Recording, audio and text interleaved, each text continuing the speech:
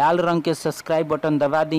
भोजपुरी दुनिया के नए से नया खबर पावे खातिर एकदम फ्री में, और घंटी वाला बटन दबा दी जैसे रउआ लोग के खबर सबसे पहले मिली। प्रणाम भोजपुरी भाई लोग, रउआ सभी के अपन अनमोल भोजपुरी पे बहुत बहुत स्वागत बता भाई लोग। रउआ लोग के आज जौन खबर लेके आल बनी भोजपुरी के जुबली स्टार दिनेश लाल यादव और आम्रपाली दुबे के रिलेटेड खबर बा भाई लोग। रउआ लोग बता दी कि आज दोनों जना के एगो बहुत ही बढ़िया फिल्म के फर्स्ट लुक यानी ट्रेलर लुक रिलीज भइल बा। आज गणतंत्र दिवस के शुभ अवसर पर फिल्म के फर्स्ट लुक रिलीज कर दिया गइल बा।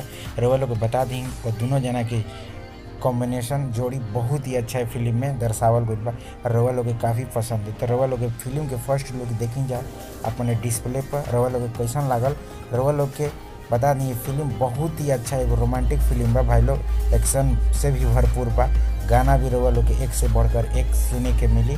रउआ लोग बता दी ये फिल्म में एगो खास वजह बा, ये फिल्म में दिनेश लाल यादव और आम्रपाली दुबे के एगो नया लुक देखे के मिली। रउआ लोग के बता दी ये फिल्म के रिलीज डेट भी फाइनल हो गई बा। रउआ लोग के बता दी कि होली के लमसम रिलीज हो जाई। रउआ लोग के जितना भी सिनेमा घर बा सब में रिलीज हो जाई। रउआ लोग बता दी कि बहुत ही बढ़िया फिल्म बनल बा भाई लोग। और जौन ई फिल्म बनल बा सोहम फिल्म के बैनर तले बनल बा भाई लोग।